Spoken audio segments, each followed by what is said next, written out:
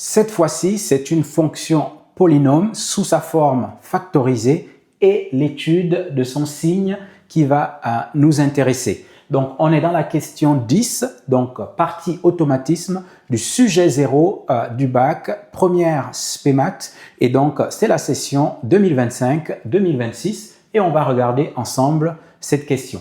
Alors, on te dit ici que la fonction f définie sur R par f de x est égal à 3x moins 15 facteur de x plus 2 admet pour table de signes. Donc, tu as les 4 propositions A, B, C et D et une seule est la bonne.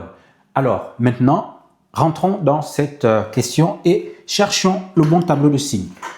Alors, qu'est-ce que tu remarques ici? On t'a dit que la fonction est définie sur R et tu vois bien que tes x appartiennent à l'intervalle moins l'infini plus l'infini. D'accord? Donc, ça va bien avec l'énoncé.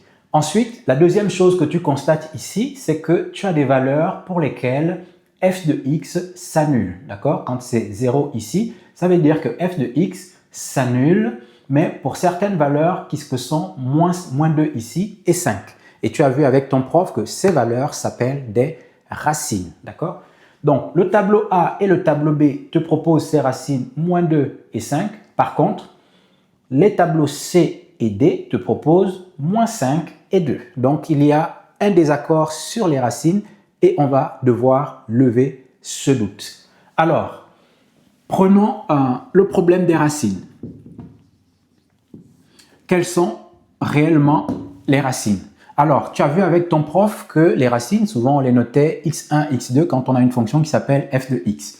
Donc, on va tester la première racine ici qui s'appelle x1 égale moins 2, d'accord? Et on va chercher donc à calculer f de moins 2. Et si on calcule f de moins 2, ça veut dire que je remplace les x par moins 2 dans cette forme factorisée. Je vais avoir quoi? 3 fois moins 2 moins 15 facteur de moins 2 plus 2. D'accord? Tu vois déjà que moins 2 plus 2 ici, ça va donner 0. Donc, on va avoir 0 facteur de ici. 3 fois moins 2, ça fait moins 6. Donc, on va avoir ici moins 6, moins 15. D'accord?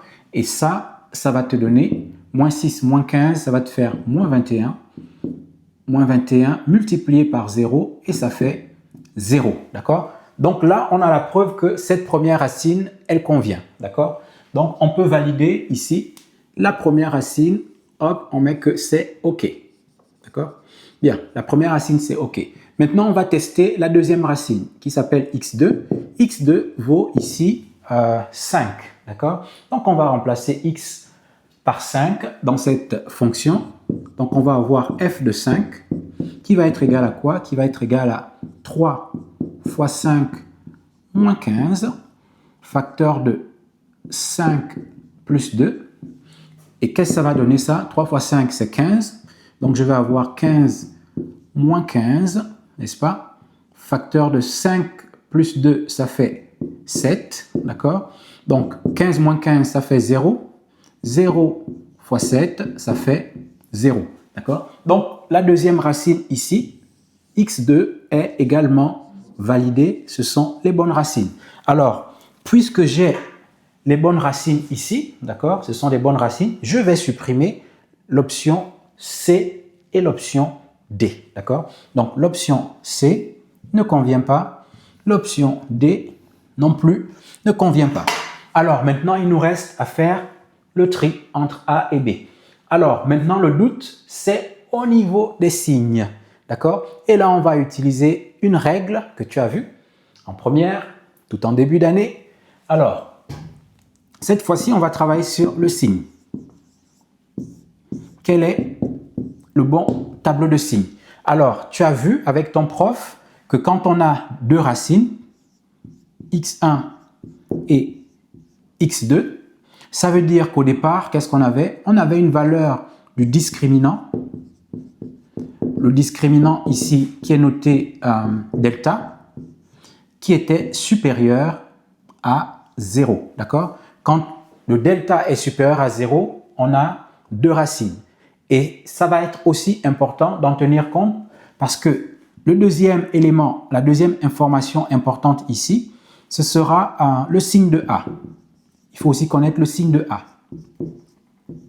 Le signe de A, je te rappelle que ta fonction polynôme du second degré a une forme générale. F de x est égal à ax carré plus bx plus c. D'accord? A, B et C étant des nombres réels. D'accord? A, B, C appartiennent à l'ensemble des nombres réels. Alors, nous, on va s'intéresser au signe de A. D'accord? Nous, on s'intéresse au signe de A. Pourquoi on va s'intéresser au signe de A? Je vais te faire ce schéma pour que tu puisses comprendre ce qui m'intéresse ici. Si ici, j'ai une racine qui s'appelle x1, qui est égale à x1 qui vaut moins 2, et j'ai ici une racine x2 qui est égale à 5, il y a une règle qui dit que quand le delta est supérieur à 0, qu'est-ce qu'on va avoir? On va avoir f, je mets ici, je peux l'écrire au-dessus ou en dessous, voilà, je vais l'écrire en dessous, f est du signe de A à l'extérieur des racines. F est du signe de A à l'extérieur des racines. D'accord? Et l'extérieur des racines, c'est où? C'est ici. À l'extérieur des racines, F va être du signe de A.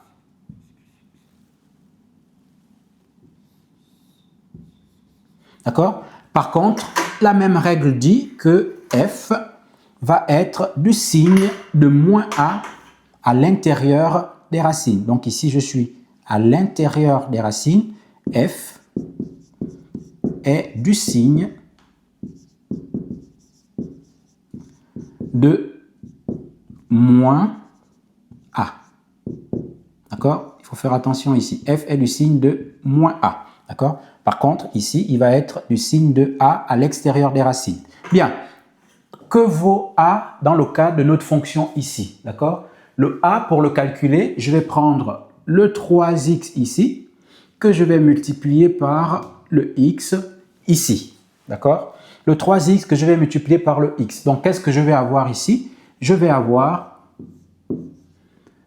3x multiplié par x. Et ça me donne 3x au carré. Et donc, ça veut dire ici que le A est égal à 3 et c'est supérieur à 0. D'accord? Donc, le A ici est positif. A ici est positif.